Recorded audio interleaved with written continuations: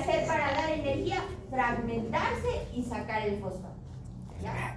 Entonces, tenemos a la molécula de ATP en forma inactiva. ¿Qué sucede cuando la actina y la miosina interactúan? Esta molécula de ATP, ¿qué hace? Se transformará en ADP y un fosfato. Y este fosfato es el que da la energía para la contracción. Entonces, ambos interactúan, el ATP se fragmenta, se libera ese fosfato permite que haya la interacción y la contracción. ¿Cómo va a permitir o qué es lo que va a hacer ese fosfato y este ADP en la contracción? Ahí viene lo que nosotros ya habíamos visto, la glucólisis, ¿ya? Cuando entra la glucólisis, no solo en la parte de alimentación, recuerden que tenemos moléculas de glucosa, no solo que las captamos con el alimento, sino que las tenemos de reserva en nuestro cuerpo. ¿Dónde están las moléculas de glucosa de reserva?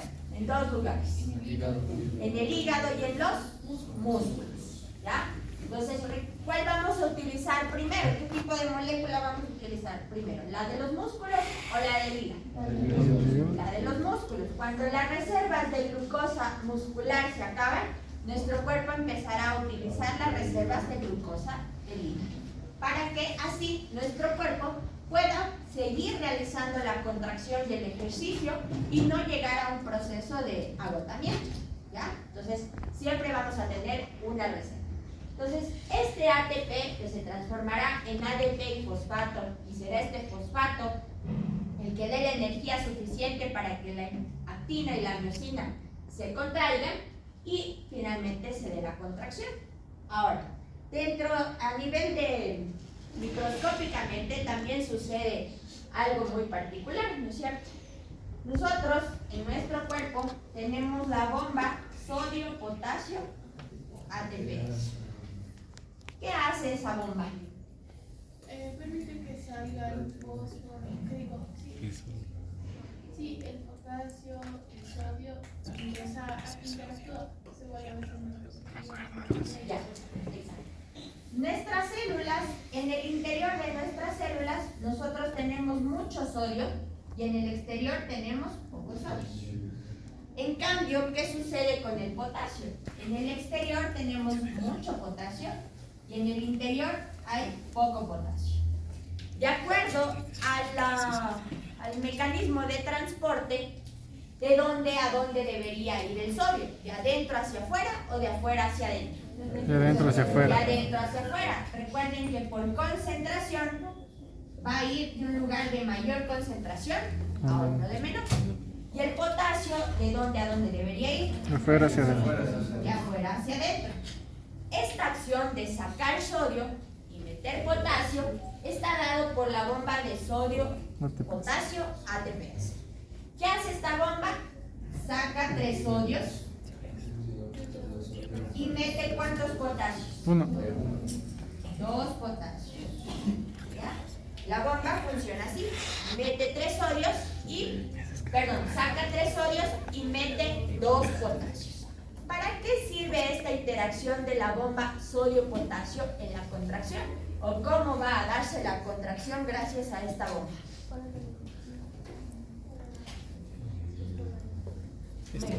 Para despolarizar y repolarizar la membrana muscular. ¿Qué es lo que ustedes ya han de haber visto? ¿Ya? ¿Qué sucede en la membrana muscular? Nosotros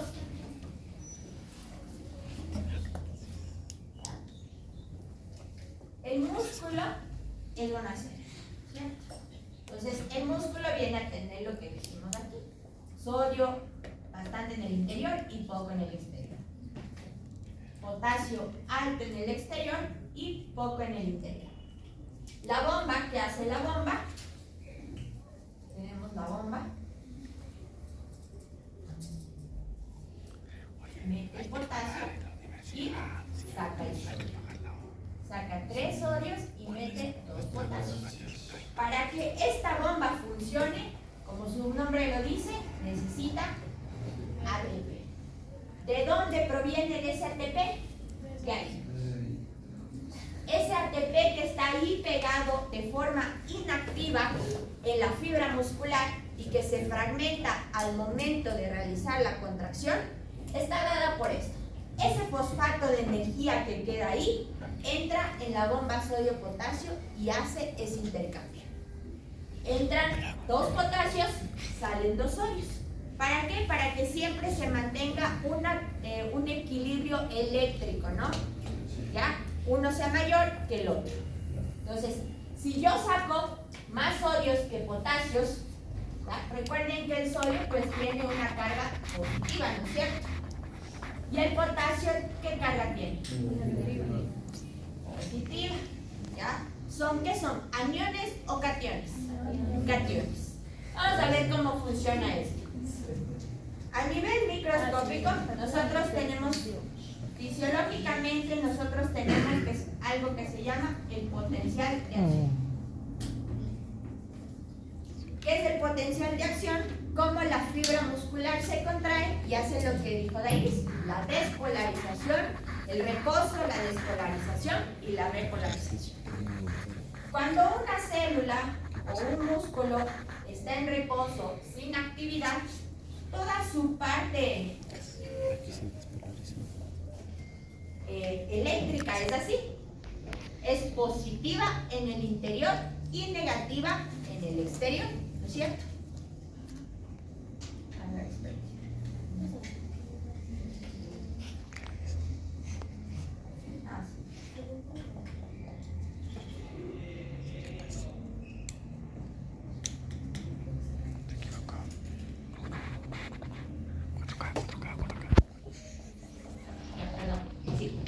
entonces, ¿qué pasa con la bomba? Nuestra célula está en reposo. Nosotros aquí podemos hacer un dibujito en el que marca el tiempo y los voltios de una contracción. Entonces, por ejemplo, en el reposo, mi célula está aquí, ¿no es cierto? No tengo nada de actividad. ¿Qué pasa cuando la contracción empieza? Eso se llama despolarización. Y la despolarización hace que la célula se vuelva positiva. Entonces, ¿qué sucede aquí con la bomba? El sodio sale, ¿no es cierto? Sale el sodio. ¿Y qué queda en el interior? Negativo. ¿Cierto? ¿Por qué? Recuerden que el sodio se lleva su carga positiva hacia afuera. Entonces se queda negativo. ¿Pero qué sucede con el potasio? A ver, ahí vamos.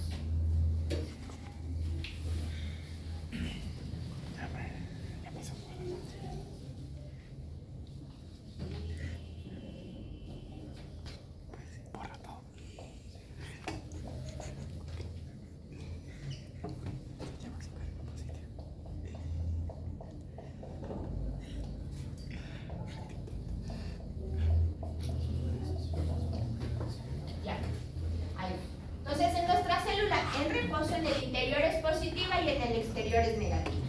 ¿Qué pasa cuando el sodio sale? Se lleva las cargas positivas hacia afuera, ¿no es cierto? ¿Y qué sucede con la célula? Se vuelve negativa. Entonces, ¿qué sucede aquí en la contracción? Pasa de un estado de reposo, ¿ya? Se vuelve negativa. En la despolarización, ¿qué sucederá con el potasio? ¿Qué debía hacer? Entrar, ¿no es cierto? ¿Y qué vuelve a la célula? Positivo. Recuerden que el potasio también tiene una carga positiva. Entonces vuelve a ser positivo. ¿Ya? Entonces ahí viene este proceso del reposo, la despolarización, la repolarización y el reposo nuevamente. ¿No es cierto? Ya. Entonces la despolarización viene a ser la contracción muscular. ¿Y la repolarización qué vendrá a ser? La relajación muscular. Entonces en la despolarización lo que entra es el sodio y en la repolarización lo que entra a la célula es el potasio. Ahora, ¿dónde actúa el calcio? ¿En la despolarización o en la repolarización? En la despolarización.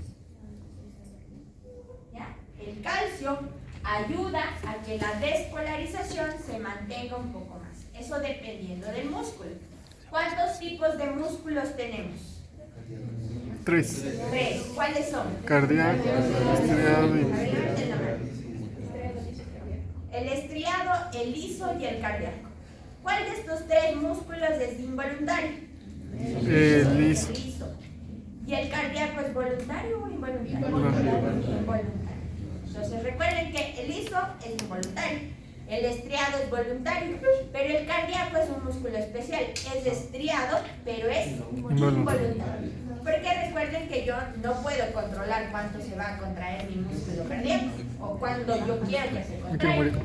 Entonces, por ejemplo, esto sucede en el músculo estriado. Este tipo de contracción sucede en el músculo estriado. Pero en cambio, en el músculo cardíaco sucede esto. ¿Ya? Tenemos el reposo, la despolarización, la meseta, la repolarización y el reposo. En el músculo cardíaco sucede algo un poco especial. En la meseta, aquí el calcio ingresa y hace que los canales permanezcan un poco más de tiempo abiertos. Y es por eso que la contracción cardíaca es un poco más fuerte y más prolongada que la contracción del músculo estriado. Es porque el calcio aquí sí actúa de manera directa. En cambio, en el estriado, el calcio solo ayuda al sodio a mantener la contracción. Pero en cambio, en el cardíaco, el calcio hace su propio efecto. Les voy a mandar luego un PDF de 3 hojitas de donde explica esto del movimiento de los iones y cómo se da esto, ¿ya? Entonces hay 2 hojas más, creo que tiene, 2 caritas. Y ahí se explica cómo sucede esto y esto al mismo tiempo, ¿ya? Entonces es algo que ustedes ya han de haber visto en primero y en segundo, solo es una pequeña introducción.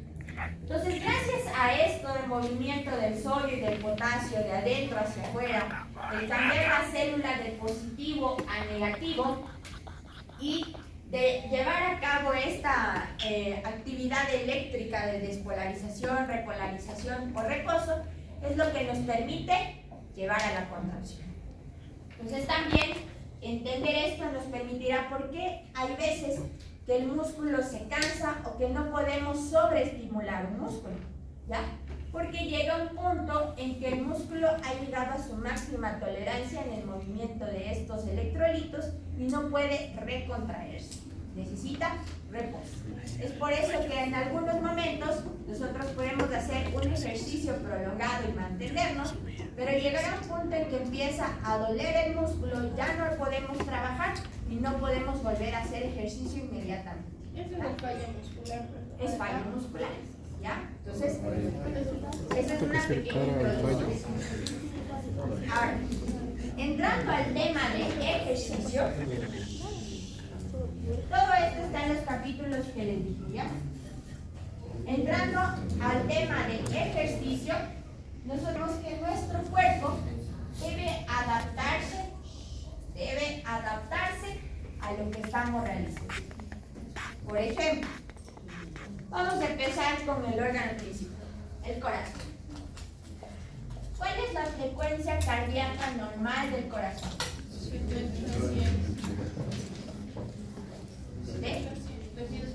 Más o menos de 60 a 100 latidos por minuto. ¿Ya? Eso es lo normal. Si yo estoy haciendo una actividad física, ¿qué va a pasar con la frecuencia cardíaca? Aumentar. Va a aumentar, ¿no es cierto? Puede aumentar hasta 200 incluso, dependiendo del ejercicio que yo haga. Si por ejemplo, yo ahorita salgo de aquí y voy a correr alrededor de la cancha en 1 minuto, ¿a cuánta frecuencia llegará mi cuerpo? Incluso hasta más de 200.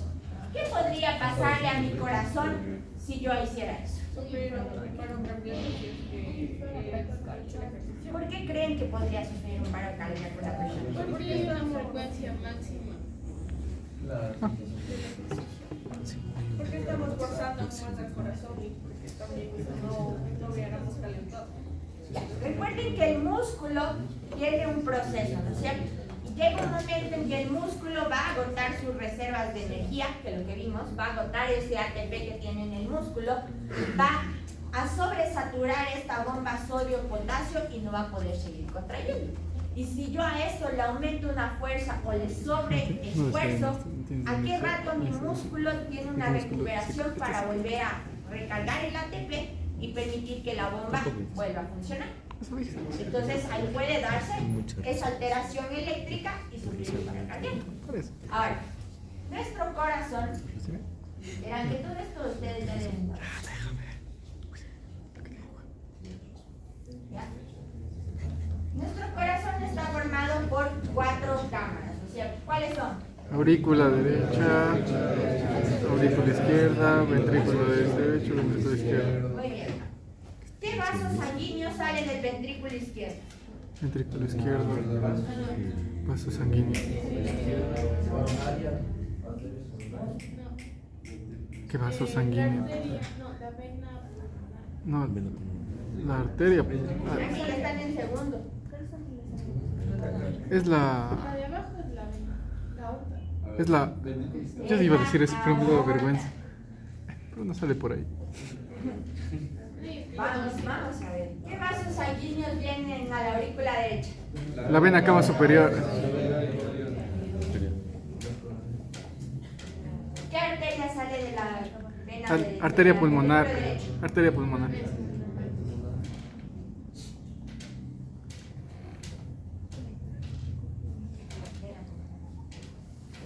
¿Cuáles regresan a la aurícula izquierda? Venas pulmonares. Pero no se progresa ahí. ¿Qué cosa?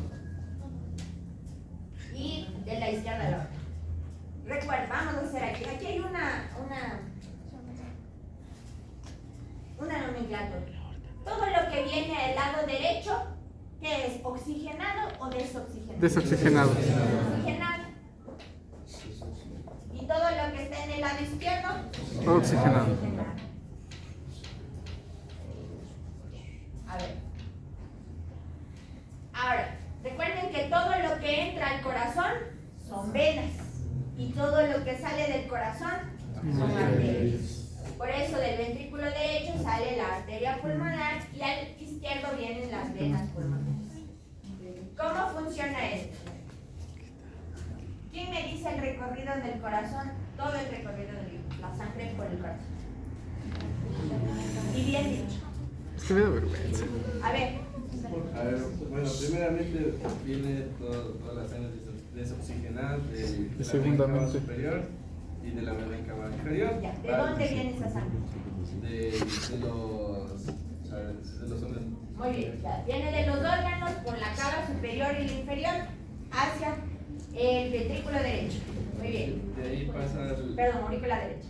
aurícula derecha. De ¿De ahí ahí? pasa al ventrículo derecho por la válvula Pasa por la tricúspide. Muy bien. Por la válvula tricúspide. De ahí va hacia la arteria pulmonar. Digo, A ver, de la aurícula derecha, ventrículo derecho por la tricúspide. Muy bien. De ahí, De ahí de la vena del ventrículo derecho pasa por la vena pulmonar. que No, no, es la arteria pulmonar. Arteria pulmonar, perdón. De ahí recorre todo el transcurso que va hacia los pulmones. muy bien. En los pulmones se hace el intercambio gaseoso, Muy bien. va a los alveolos y después se hace todo ese intercambio. De ahí regresa otra vez por las venas pulmonares a la aurícula izquierda. De ahí pasa por la válvula bicúspide al ventrículo izquierdo. De ahí va hacia la aorta. Muy bien. Ese es el recorrido del corazón. Y la sangre.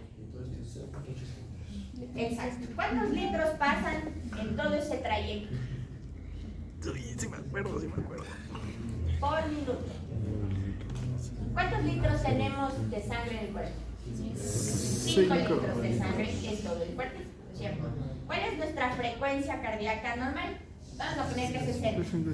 Entonces, dividan esos 5 litros para los 60. 0.8. 0.8 por minuto, ¿cierto? ¿Y por segundo? Ahí se le divide igual. 0.8 para 60. 0.03. 0.03 13. ml por segundo. 13. ¿no? 13 ya, por segundo. Entonces, imagínense que esos 5 litros de sangre pasan todo este recorrido durante todo el día. ¿Qué pasa cuando tenemos en el ejercicio? ¿Qué pasa con esos 5 litros de sangre? Aumentan, muy bien. ¿Por qué aumentan? ¿De dónde salió toda la sangre que estaba ahí? ¿De dónde se les ocurre? Ya. Esos son los 5 litros basales, ¿no es cierto? Pero cuando yo hago ejercicio, o sea, quiero decir que esos 5 litros recorren todo el día. En reposo y en ejercicio recorren esos 5 litros. ¿Ya? ¿Qué pasa cuando yo hago ejercicio? Puedo llegar hasta 7, 8 litros. ¿De dónde salen esos litros?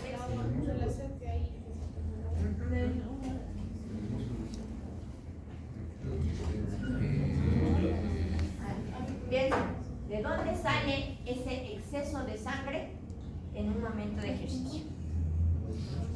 No es de la sed, no es que me tomo agua y se transforma en sangre, no. ¿De dónde sale? ¿De los órganos? ¿Del hígado? De los órganos, ¿ya? A ver, recuerden que de estas cantidades de litros, recuerden que cada uno de nuestros órganos tiene una cantidad de sangre, ¿no? Nuestra piel, nuestros músculos, el cerebro, el corazón, el pulmón, el riñón, cada uno tiene una parte extra de oxígeno, de sangre de reserva, ¿ya? Ahora, ¿qué sucede cuando estamos en reposo? El 50% de toda esta sangre está en los músculos y el otro 50% está en los órganos. Ahora, cuando yo hago ejercicio, ¿qué parte debería aumentar la cantidad de sangre y cuál debería disminuir? De los músculos y disminuir de los órganos. Perfecto, los músculos es lo que yo estoy utilizando ahorita, entonces mis músculos es lo que va a requerir mayor cantidad de sangre. Mis órganos en este momento no van a requerir tanta cantidad de sangre, entonces el líquido se redistribuye. ¿Hacia dónde? Hacia los sitios que necesitan más para la actividad. En este momento, pues, los músculos. Entonces, todo ese movimiento de sangre corporal aumenta una cantidad extra a los litros que yo ya tenía, ¿ya? Pero no es que todo el tiempo voy a tener esos 7 litros que circulen. Una vez que el ejercicio termine, otra vez se van a redistribuir hacia donde tenían que estar para que la función se mantenga. Ya. Ahora, también recuerden que nosotros a nivel interno pues tenemos un líquido extracelular y un líquido intravascular. El intravascular es que está dentro de las células. Cuando nosotros hacemos ejercicio, todo ese líquido intravascular se redistribuye al líquido extravascular. Y luego este líquido extravascular va a entrar en la sangre y va a aumentar la cantidad. Entonces solo es redistribución de líquidos. Ahora, ¿qué pasa con el corazón? Nosotros, para que la frecuencia cardíaca aumente en el ejercicio, ¿qué debería pasar con el corazón? ¿A qué es igual? ¿A qué es igual la frecuencia cardíaca? ¿O de dónde sale la frecuencia cardíaca? No, perdón.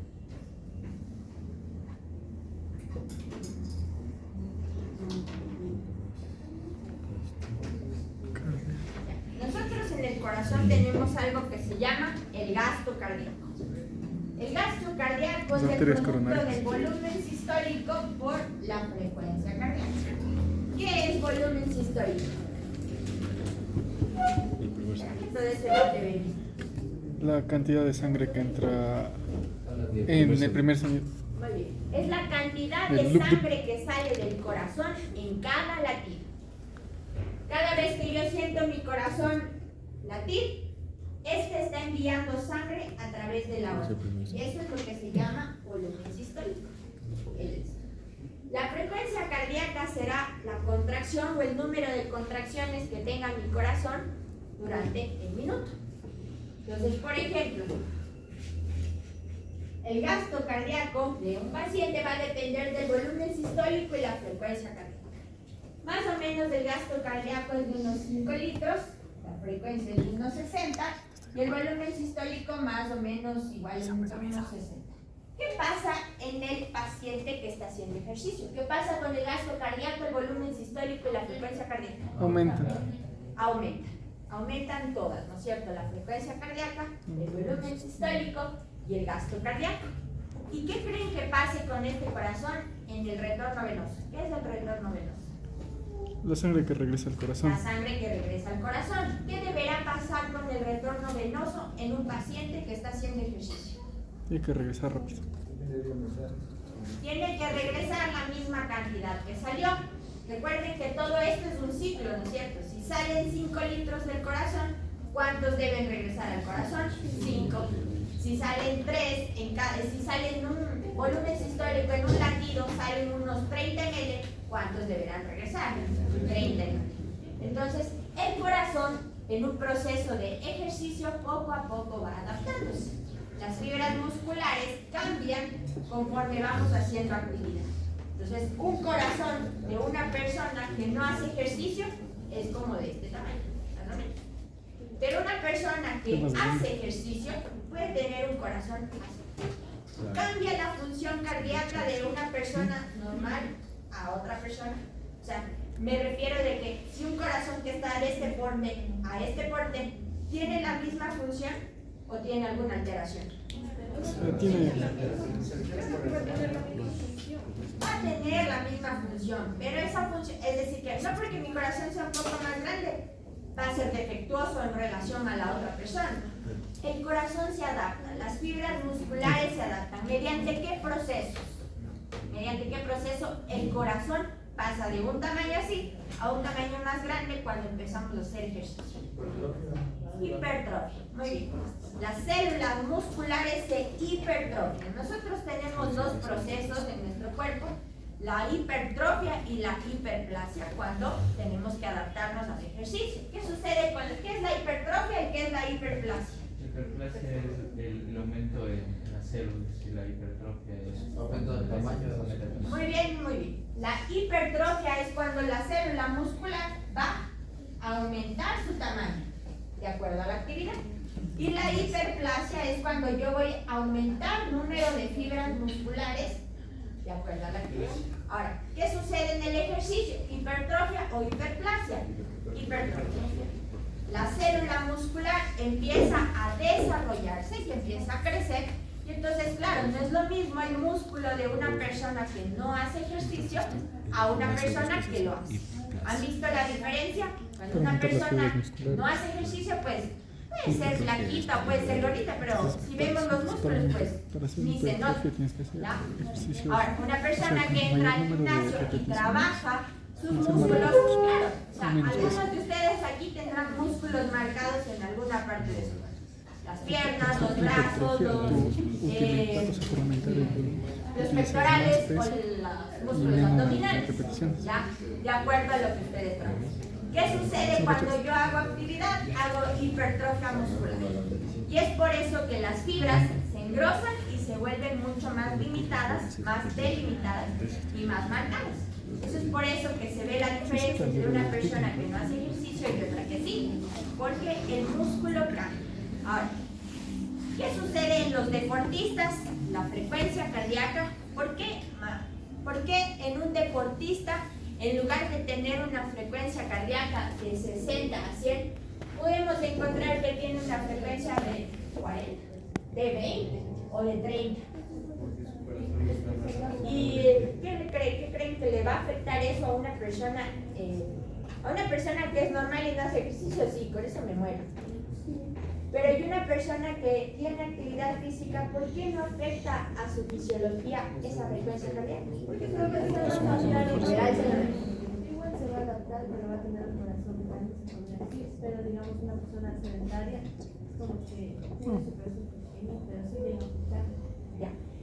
A ver. Porque con menos pulsaciones, pero van a ser más fuertes y van a llevar más sangre. Exacto. Recuerden que la fibra muscular está hipertrófica, entonces cada latido cardíaco va a ser más fuerte, va a enviar más sangre, pero la frecuencia cardíaca va a disminuir porque no necesita tanta. O sea, su corazón se adaptó al ejercicio y disminuye su frecuencia. disminuye la frecuencia, pero aumenta la presión. la presión de enviado de la sangre. Es decir, que el volumen sistólico aumenta, pero no la frecuencia cardíaca. Y el gasto cardíaco sigue siendo el mismo. Exacto. Recuerden que el gasto cardíaco está afectado por estas dos cosas. Entonces, la frecuencia cardíaca baja, pero el volumen sistólico sube. Y entonces el gasto cardíaco se mantiene o se compensa. Entonces tu cardíaco hasta cuánto ya es peligroso. ¿Bajo? O sea, Sí. o sea, si Casi bajo no. o alto igual. Bueno, no, casi alto no, porque tu cuerpo Claro. enseguida redistribuye la sangre, Pero ¿cierto? bajo. Ahora, bajo, si yo tengo un gasto cardíaco que es menor a 2 litros, pues puedo llegar a morir. ¿En qué situaciones creen que yo voy a perder el gasto cardíaco? En las hipovolemias. ¿Cuándo tengo hipovolemia? Hemorragias y en otra más. ¿En qué otras situaciones tengo hipovolemia? ¿Solo cuando sangro? ¿No? ¿Cuándo pierdo líquido en el cuerpo? ¿Solo cuando tengo un sangrado? ¿Qué otra circunstancia puedo perder líquido en el cuerpo? No tienen diarrea. Deshidratación. Vómitos y diarreas causan hipovolemia. Y la hipovolemia puede llevarnos a un cuadro de hipotensión. ¿Ya? Entonces, el corazón es lo que hace en la actividad física. Ahora, ¿qué sucede con la presión arterial? ¿Qué sucede con la presión arterial y el ejercicio? Ya, aumenta, muy bien, aumenta. ¿Por qué aumenta? ¿Qué sucede en el cuerpo para aumentar la presión arterial? Necesita más presión las arterias para distribuir la sangre. Claro, necesita más presión las arterias. Pero ¿qué sucede? ¿Por qué se hipertensa el corazón? ¿Por qué hay hipertensión arterial? Perdón. ¿Qué sucede fisiopatológicamente en tu cuerpo para que se dé la hipertensión? No.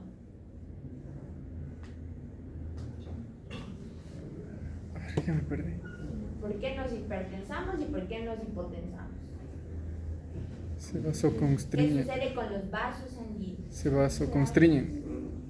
A ver, Se vasoconstriñe. ¿Cómo? vasoconstricción. Eso. Si se vasoconstriñen,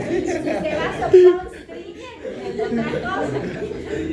Se Hace vasoconstricción. vasocontracción. Era A ver, ¿qué sucede?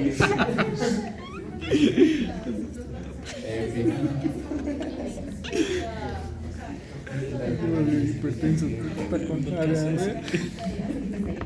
Que no tenga todo el espacio y por eso hay como más presión para que el corazón manda más presión para que bote la sangre. No. ¿Qué pasa con los vasos sanguíneos en la hipertensión y en la hipotensión? Bueno, yo vi una cosa, yo ahorita busqué y dice que es porque la sangre es demasiado alta. No.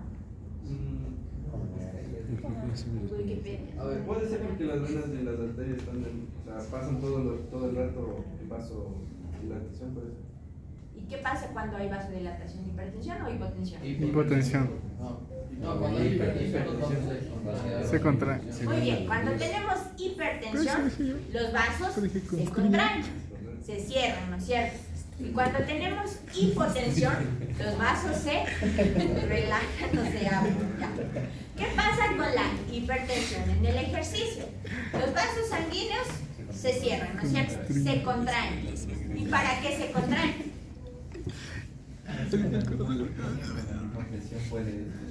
Exacto.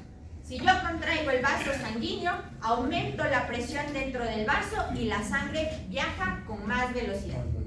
Es por eso que en una persona con ejercicio, que hace ejercicio, al inicio de la actividad, nos vamos a poner súper taquicárdicos e hipertensos. ¿Y luego qué pasa con la presión? ¿Nos vamos a mantener hipertensos todo el rato? ¿Qué pasa? Se regula. ¿Y cómo se regula? Enviándole a O sea, con el tiempo ya, o sea, ahora vasodilatación. Pero ¿por qué habrá vasodilatación? Porque necesitamos más oxígeno. Sí, pero ¿por qué? Por la ¿Qué pasa en mi cuerpo para que mi presión arterial empiece a bajar? No solo los vasos, claro, los vasos se dilatan y empiezan a bajar. ¿Pero por qué se dilatan? Se relaja el cuerpo.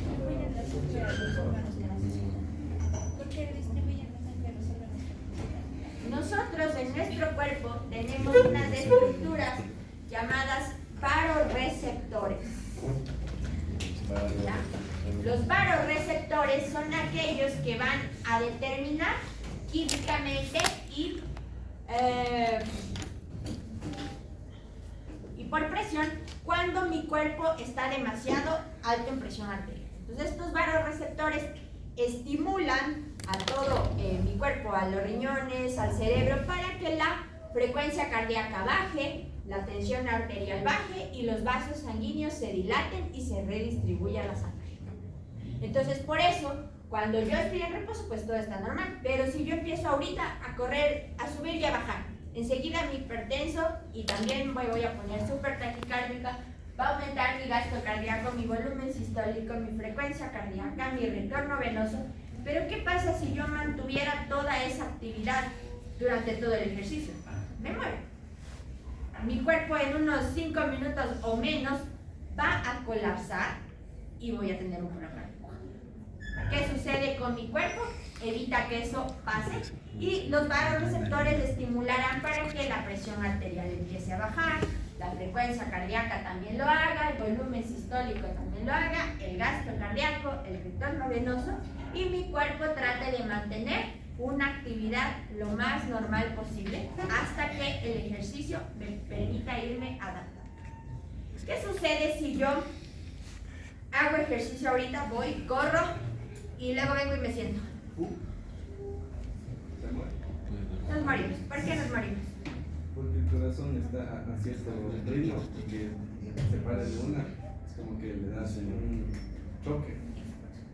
Si yo estoy en una actividad muy rápida en este momento y de repente vengo y me siento, puede que me dé un paro cardíaco. ¿Por qué? Porque mi cuerpo no se adaptó al ir de una actividad extrema a un reposo inmediato. ¿Qué tan probable es? Es muy probable. ¿Ya? Entonces, ¿qué necesito yo? Ir bajando en la intensidad de los ejercicios para que todo mi cuerpo vaya bajando el metabolismo hasta que yo pueda llegar al reposo y el cuerpo haya llegado a lo normalmente. Entonces, ¿qué les dicen? Cuando uno hace ejercicio muy intenso, tiene que ir bajando la intensidad. Por ejemplo, si yo voy a correr, poco a poco debo ir bajando la velocidad, luego caminar antes de sentarme y entrar en reposo. Porque yo le doy tiempo a mi cuerpo de irse adaptando, ¿ya? Para que este tipo de cosas no sucedan. Ahora, de la misma manera, si yo voy al revés, ¿han visto esos jugadores que a veces entran a la cancha, tienen actividad, están en el juego y de repente tienen un paro cardíaco? ¿Sí, no? Ya, eso se llama muerte súbita, ¿no es cierto? Ahora, ¿por qué sucede eso? Porque el cuerpo no se adaptó a la actividad. Entonces, por ejemplo, a veces el jugador entra, hacen un cambio, entra y a los 10 minutos un paro cardíaco súbito. ¿Por qué? Porque no le di el tiempo a mi cuerpo de hacer todo esto antes de entrar en una actividad. ¿Ya? Entonces a nosotros nos podría pasar. Si estamos en reposo, entramos, hacemos una actividad extrema sin calentamiento, si yo hago al revés, si tengo una actividad muy extrema y no dejo a mi cuerpo recuperar y llegar al reposo, también puede tener un paro cardíaco. ¿Ya? Qué peligroso. Imagínate que te lesiona. Y él no le. Ahí viene lo otro. Estamos hablando de unas personas normales. Y si yo a una persona que es hipertensa de base le someto a una actividad, a una banda, a una caminadora, y le pongo en una actividad rápida, o sea, yo quiero hacer ejercicio en mi casa y soy una persona hipertensa, me pongo en la caminadora a correr en 30 minutos a la máxima velocidad y soy hipertensa, me muero. Porque mi cuerpo no está listo para adaptarse a más actividad cardíaca, a más presión arterial, a más de todo lo que vimos. Entonces ahí vienen los temas que ustedes van a ver. Cómo el ejercicio se va a adaptar de acuerdo a la patología. Entonces, exacto, esa persona debería ir de poco en poco para que su presión arterial vaya subiendo y regulándose, subiendo y regulándose, sin llegar a la emergencia. Pues una pregunta, entonces, ¿cuánto sería el valor de una persona que tiene hipertensión para hacer un ejercicio para que no sobrepase ese tipo de... Ya, eso van a hablar ustedes en sus exposiciones. ¿Ya? Ah. Van a decirnos, y nos van a ¿Sabes? contar cuáles serían las limitaciones o las contraindicaciones o los cuidados que van a hacer en el ejercicio de acuerdo a su paciente, Justo eso. al que les ha tocado. ¿Y qué pauta de ejercicio ustedes establecerían en un paciente de acuerdo a su patología? Todo eso está en lo que van a explicar. Estos son como con la frecuencia cardíaca y con la frecuencia respiratoria. ¿Qué pasa con los pulmones durante el ejercicio?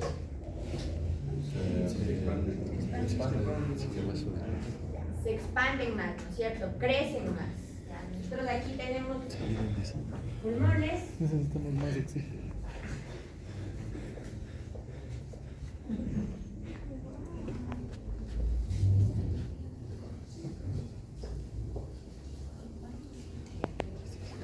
Tenemos aquí a los pulmones. ¿Cuál es la frecuencia respiratoria normal? 70 mil. ¿Cuál es la frecuencia respiratoria?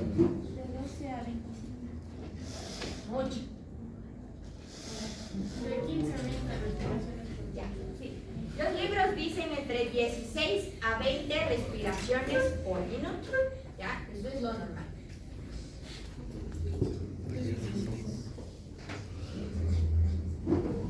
¿Cómo se llama la cantidad de aire que entra en mi pulmón en cada respiración y que sale en cada respiración? Usted tenía 70 miligramos de Volumen. mercurio en normal y de cuando entra y cuando sale 70 ¿Cómo se llama? No, espérate que pregunté. ¿Cómo se llama la cantidad de aire que entra en mi pulmón en una respiración normal y que sale en una expiración Volumen normal? residual. ¿Cómo se llama eso? Volumen residual. Volumen indicador. Es un volumen, ¿cómo se llama? Corriente. Volumen corriente. El volumen corriente es la cantidad de aire que entra en cada inspiración y que sale en cada expiración sin ningún esfuerzo. Es decir, cada vez que ustedes ahorita están respirando, meten 500 ml de volumen. Y cada vez que expiran, sacan 500. Sin estimular la respiración. Hasta ahorita, tal y como están. Ya, respirando pasivamente, entra 500 ml de aire y sale 500 ml. Ya. ¿Qué pasa cuando yo hago esto? ¿Cómo se llama ese volumen? Expiración forzada, pero es el volumen. ¿Cómo se llama ese volumen? Residual. Por ahí falta una palabra más. No, Volumen residual. no. Respiratorio de reserva. Volumen corriente. Volumen de reserva inspiratorio. ¿Qué pasa cuando yo hago así? O sea, ya hago así. Volumen Y de saco reserva. todo el volumen que pueda. Expiratorio. Ese es el O sea, hay un volumen de reserva inspiratoria y un volumen de reserva expiratoria. ¿Y qué es el volumen residual? Es el aire El aire que queda. Es una expiración forzada y completa. Ya, es el aire que queda en los pulmones siempre, a pesar de la expiración. ¿Y para qué servirá ese aire que queda siempre? Para oxigenar el. Para mantener el intercambio gaseoso. Imagínense si yo inspirara y sacara todo el aire y me quedara en cero, ¿quién va a hacer el intercambio gaseoso? Entonces cada vez que yo expirara, tendría una pausa de la respiración y no tendría un periodo en que no intercambio nada. Entonces este volumen residual mantiene el intercambio gaseoso hasta que haya una nueva inspiración. Ahora, dentro de los volúmenes, nuestros pulmones también tienen unas capacidades. ¿Qué capacidades hay en los pulmones? Capacidad respiratoria, Capacidad pulmonar total. Capacidad vital. Forzada. Capacidad vital forzada. Está pesado. Ya, capacidad vital, capacidad inspiratoria, capacidad pulmonar total y la presión. ¿Qué es cada uno? Ya, ¿qué volúmenes suman en la capacidad inspiratoria? Muy bien, el volumen corriente con la reserva inspiratoria. ¿Cuál es la capacidad residual?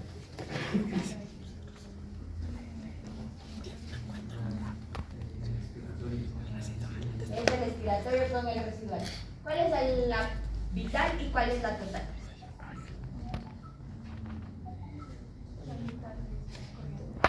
Es el volumen corriente con qué? Venir a revisar para mí. Con sus volúmenes, con sus valores. ¿Qué sucede en el deporte o en el ejercicio físico? Todas estas capacidades, bueno, no todas, tienen que aumentar. ¿Cuál es la capacidad que no va a tener que aumentar y que más bien disminuye? La Muy bien, la reserva. ¿Ya? El volumen que se mantiene para el intercambio gaseoso siempre va a ser el mismo. ¿Ya? Más o menos que es 1200. ¿Ya? Y los otros sí tendrán que adaptarse y aumentar. Deberemos aumentar la inspiración, la expiración y el volumen corriente que entra en periodos de cada día. ¿Ya? ¿Listo? ¿Qué más podemos ver ahí? ¿Qué pasa con los músculos que actúan en la respiración? ¿Cuáles son los músculos inspiratorios? ¿Cuáles son los músculos expiratorios? Intercostales. Adelante la mano. Inspiratorios. Intercostales externos. Muy bien. ¿Y expiratorios? Intercostales Internos. ¿Cuáles otros más? cerrato anterior. Bueno, un poco el abdominal. Los cerratos. Otro. El pectoral mayor. El diafragma es inspiratorio. ¿Ya? Otro. El trapo. No, no. Es que ese es el Ya. De la respiración, el 90% de la respiración está dada por qué músculo? El diafragma. El diafragma. Entonces, en el ejercicio, la actividad del diafragma va a aumentar o a disminuir. Aumentar. ¿Cómo hace la actividad del diafragma en la respiración? ¿Cómo actúa el diafragma? ¿Qué hace? ¿Quién sabe? ¿Cuál es el mecanismo del diafragma?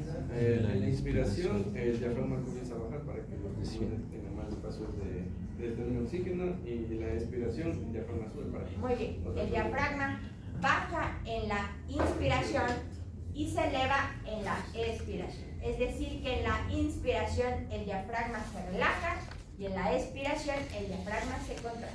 ¿Ya? Todo lo contraiga a los otros músculos. Ahora, ¿qué más? ¿Qué pasa con la caja torácica o la parte de los huesos en la inspiración? Se expande. En la inspiración se expande y en la expiración se retrae. ¿Ya? Eso.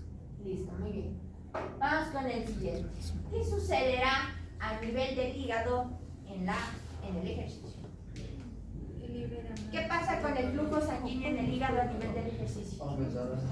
Aumentará. ¿Cuál será el objetivo de aumentar el volumen sanguíneo en el ejercicio? Para liberar las reservas de glucosa.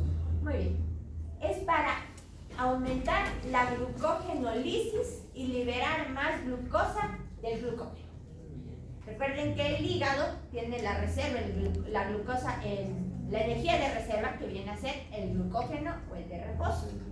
Cuando yo me encuentro en esta actividad así, solo digamos sin hacer nada, todas mis reservas de glucosa que están en el músculo, en la sangre, pues realizan su función. Pero ¿qué pasa si yo voy a hacer ejercicio?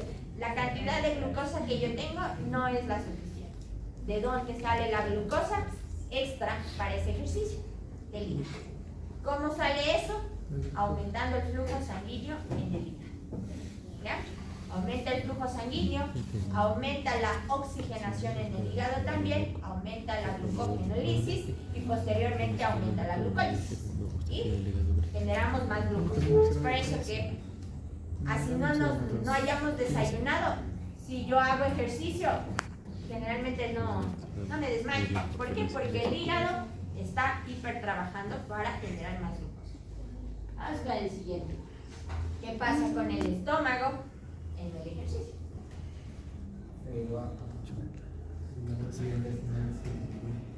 Muy bien, la motilidad intestinal disminuye, la secreción gástrica también disminuye, ¿ya?